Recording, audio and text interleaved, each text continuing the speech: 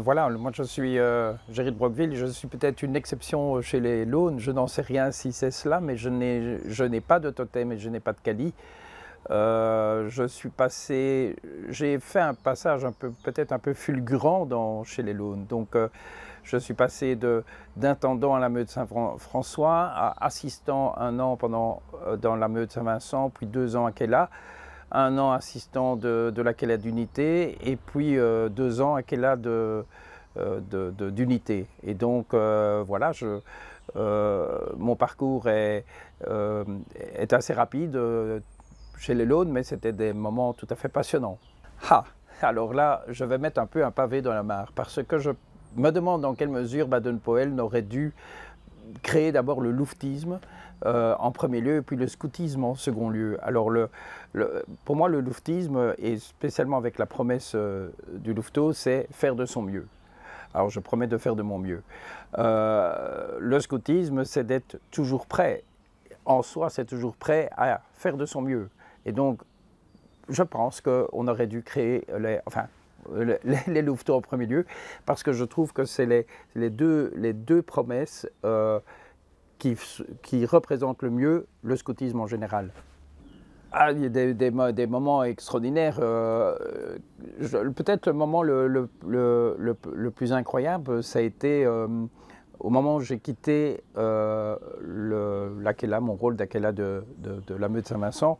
Il y a des louveteaux qui sont venus me trouver, des cisonniers qui sont venus me trouver, qui m'ont donné une espèce de sceptre comme ça, pas le sceptre du roi, mais c'était peu de choses près, où ils avaient sculpté Saint-Vincent dans toute la longueur, et puis ils avaient signé aussi, etc. Ils avaient plié l'écorce avec des petits lanières. Eh bien, figurez-vous, j'ai toujours ce sceptre comme ça dans ma chambre, et ça me fait penser à ces moments fabuleux, je dirais, de ce que j'ai pu leur apporter et de ce qu'eux ont pu m'apporter. Et je dirais, ça c'est peut-être cet instant de cadeau qu'ils m'ont fait au moment où je partais comme Aquella, qui était le plus beau des remerciements que j'ai pu avoir en passant. Il y en a eu d'autres, il y a eu des tas d'autres anecdotes bien sûr, des tas d'autres choses qui m'ont marqué, mais là c'était très chouette, vraiment, c'est très très bien. Alors le succès des Launes, je pense qu'il y a presque un effet d'entraînement. Peut-être il y a un engouement, peut-être pour les valeurs scouts d'une part. Je pense aussi que on est dans une période où le scoutisme en général, et je pense que même dans la Fédération des scouts, à mon avis, eux aussi voient une augmentation du nombre de leurs membres. Et donc tout ça correspond, mais je pense aussi que plus particulièrement chez les Launes, il y a peut-être cette envie de partager un scoutisme peut-être authentique. Alors je ne sais pas ce que ça veut dire authentique, mais un scoutisme peut-être certes un peu plus traditionnel, mais je ne pense pas que ce soit vraiment très traditionnel. Je ne pense pas. Je pense que les Launes sont un peu dans la norme, je dirais presque, du scoutisme. C'est peut-être ça que des jeunes ont besoin aussi, je n'en sais rien, mais j'analyse ça comme ça. J'ai presque envie de dire, il y a les deux doigts de la promesse louveteau, c'est écoute, c'est le louveteau écoute. Et je pense que avant de pouvoir transmettre des valeurs, je pense qu'il faut être à l'écoute. Et à partir du moment où moi-même j'étais à l'écoute de tous ces peut-être dizaines, centaines, peut-être dans ma courte période où je suis passé louveteau et aussi en tant qu'Aquella d'unité, j'ai essentiellement été à l'écoute de ces enfants, et qui sont des petits hommes en devenir, pour reprendre une phrase célèbre. Eh bien, c'est à force d'être à l'écoute, on comprend petit à petit que toutes les valeurs du scoutisme sont des valeurs universelles, et ce sont des valeurs qui sont, comment dire, qui deviennent soi-même, que l'on fait soi, et pour pouvoir effectivement les transmettre. Mais moi je pense que c'est en partant de en partant des jeunes, en partant des enfants, que l'on peut comprendre soi-même ses propres valeurs, puisque ce sont des valeurs universelles. Maintenant, ce sont des valeurs universelles qui ont été cadrées ou peut-être codifiées dans ce qu'on appelle le mouvement scout. Ça aurait pu être un autre mouvement dans lequel il y a aussi ces valeurs-là. Mais voilà, la transmission à ce moment-là, elle est tellement plus facile à partir du moment où on comprend que quelque part ces valeurs se trouvent déjà chez le petit homme. Et il n'y a plus réellement à transmettre. Il y a peut-être à confirmer les choses. Moi, je verrais ça plutôt comme ça. Alors, c'est vrai que quand on a l'impression, nous, en tant que chef, etc., de transmettre quelque chose, c'est évidemment qu'il y a une grande joie derrière. Mais les valeurs sont déjà là quelque part, il faut les faire éclore. C'est une petite, enfin, c'est une grande part quand même dans ma vie. Mais je pense que je pense que moi-même j'étais en apprentissage en tant que chef. On est en apprentissage, jeune chef. Et donc en réalité, on ne peut pas croire, je ne peux pas même imaginer que je pouvais, on revient sur la transmission, mais c'est important quand même de dire je transmets quelque chose, mais en même temps je suis en apprentissage, parce que j'ai appris à être responsable. Je me souviens d'un moment où j'ai dû prendre une responsabilité. Il y avait Frère Gris qui était là pour m'aider. Frère Gris, c'était l'aumônier de la Meute Saint-Vincent. J'ai dû prendre une responsabilité. Et à un moment donné, vraiment, je me suis retourné vers Frère Gris en disant « Mais c'est toi l'aumônier, c'est toi qui vas prendre la décision pour moi. » Et il m'a dit « Ah non, c'est toi là qui est là, c'est toi qui prends la décision. » Et je savais que la décision était très très bonne pour un collectif, c'est-à-dire la meute, était pas bonne du tout pour un enfant qui était, ça n'allait pas dans la meute, et qui n'allait pas bien dans la meute. Mais ça, quand on est face à cette responsabilité de savoir qu'on allait peut-être causer du mal à un enfant, mais que si on le laissait dans la meute, ça allait causer du mal à l'ensemble de la meute, et que l'aumônier dit « mais non, c'est toi là qui es là, c'est à toi de prendre la décision », là on se sent, je crois, très très seul. Mais en même temps, il était là. Mais c'est vrai, j'ai pris la décision qu'il fallait prendre. Je pense que c'était la bonne décision. Et donc, oui, ça,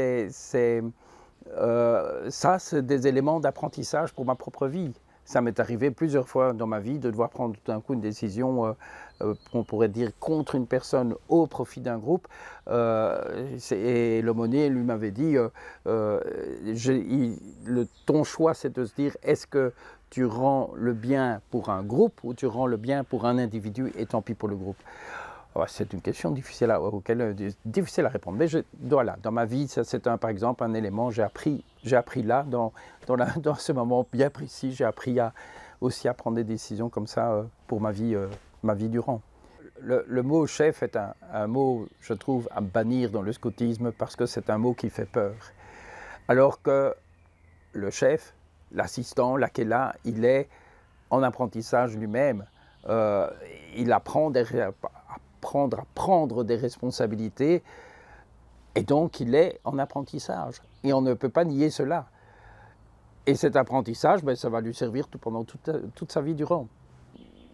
Mais là j'étais juste assistant et donc c'était en fait une proposition d'une nouvelle pédagogie par la fédération. Et en soi, il y avait des choses qui étaient très bonnes, des propositions qui étaient très bonnes et d'autres qui étaient, voilà, un peu, il y avait à boire et à manger. Et alors du coup, on a laquelle de l'époque, qui était Thérèse de Broqueville, qui a en fait, retravaillé ce texte et l'a adapté aussi au louveteau de l'époque, au mouvement de l'époque, des launes de l'époque. Et alors, elle a en fait gardé tout le système de la progression avec les 4 couleurs de louveteau, du loup, 4 couleurs du loup, et qui se termine par le loup blanc. Et donc, c'est-à-dire le plus ancien des loups. Et donc, et ça, c'était un système qui était très intéressant. Donc, le relookage, c'est quelque chose qui s'est fait de manière parfois un peu difficile, mais la fédération a accepté tout à fait qu'il y ait une adaptation au Laune, qui était déjà un groupe qui était déjà fort important à l'époque. En 82, Thérèse de Broqueville, qui est la d'unité d'alors, a relooké toute la méthode Louveteau, avec tout un système de progression avec les 4 petits insignes des loups qui se terminent par le loup blanc et qui permettaient d'assurer une nouvelle pédagogie, ou en tout cas une nouvelle pédagogie vers la progression du louveteau dans sa vie. Alors en 84, c'est aussi déjà 2 ans après le 82. En 82, il y a eu déjà une grande création. C'était la première fois qu'il y a eu un grand camp louveteau qui s'est passé dans le Condro. Et donc, suite à cela, il y a eu une effervescence d'idées, de créativité, etc. Donc, à la fois chez les scouts d'ailleurs et que chez les louveteaux. Et donc, il y a 2 chefs de Saint-Vincent qui sont Bertrand de Jambline et Jean-Cédric de Thérouanne qui ont comme ça tout d'un coup une idée. Et à ce moment-là, moi j'étais, je pense, assistant, je devais être assistant à Quella d'unité. Et je pense que pour moi, tout ce qui vient de la base doit être écouté et doit être soutenu. Et donc c'est comme ça que sont nés les 6 heures vélo. Alors, en quoi ça peut apporter au mouvement Laune? En fait, pas au mouvement Laune, on va dire plutôt au louvetisme. C'est qu'en fait, je pense que c'était pour un peu copier les 24 heures vélo scouts qui ont dû se créer plus ou moins à ce moment-là, celui du bois de la Cambre. Et donc, 24 heures, c'est un peu trop grand pour les louveteaux. Alors, donc, on met tout de suite 6 heures. Et donc, après, je dirais, voilà, c'est ce lancement-là, je dirais, qui s'effectue. Mais pourquoi du vélo dans du louvetisme? Ça paraît bizarre. Mais tout simplement, au départ, c'était peut-être entre des meutes Laune, mais il y a eu déjà, dès ce moment-là, je pense, si j'ai bonne mémoire, 1 ou 2 meutes extérieures qui sont venues. Et donc, d'année en année, et ça perdure, c'est plusieurs meutes, qu'elles soient Laune ou pas, qui organisent les 6 heures vélo. Donc, c'est devenu quelque chose de plus grand. Mais pas uniquement réservé au Laune. Et au contraire, je trouve que c'est très très intéressant, c'est au Laune de pouvoir sortir de son cocon launesque et de pouvoir aussi partager ses propres idéaux et aussi toujours incorporer ceux des autres. Parce que c'est ça aussi, c'est grâce à l'échange qu'on peut vivre. Oh, il y a eu la venue un jour de Sœur Emmanuel, ça c'était au tout début probablement, mais il y a eu des tas d'autres choses qui se passent, des louveteaux qui font leur tour et puis on ne les voit plus réapparaître, on se pose la question de savoir où ils se trouvent. Ben voilà, bon, il a déraillé, il a ceci, il a cela, et voilà. Non, il y a énormément d'ambiance. Et puis il y a aussi quelque chose qui est important à souligner, c'était au moment alors c'était l'anniversaire, ou c'était le départ, je pense, de l'abbé Emmanuel Anquet de Pélican, des Launes. Et à ce moment-là, il y avait à la fois je dirais un grand rendez-vous scout et un grand rendez-vous louveteau. Il y avait des 6 heures vélo, je pense qu'à ce moment-là. Et puis je me souviens, on avait monté un chapiteau qui faisait 35 mètres de long. Je pense que c'est 35 mètres de long, mais j'ai un souvenir que c'était absolument dithyrambique, cette fête-là. Et ça, c'était vraiment... mais je devais être assistant, je pense. Je me vois encore avec mes petites bandelettes blanches d'assistant d'Aquella d'unité. Mais donc voilà, il y a des tas de souvenirs comme ça, mais il faut que je m'arrête quand même à un moment donné. C'est évident qu'on peut dire la phrase « Allez, encore 100 ans, pourquoi pas ?» mais ça, c'est trop facile.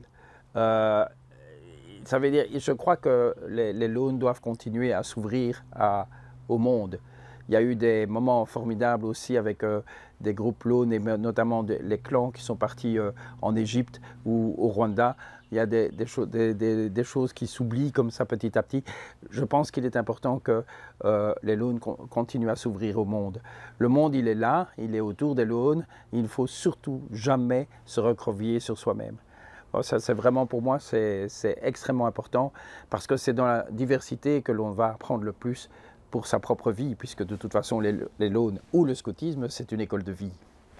Un jour, on m'a sollicité pour devenir chef d'unité et j'ai été largement dégommé pour une raison bien précise, parce que justement par rapport à la problématique des enfants, spécialement des louveteaux qui passaient chez les scouts, celui qui était devenu un grand, c'est-à-dire un second ou un cisnier, redevenait un tout petit chez les scouts, il était écrasé par les grands des scouts, et je sais que c'est le même problème à l'heure actuelle.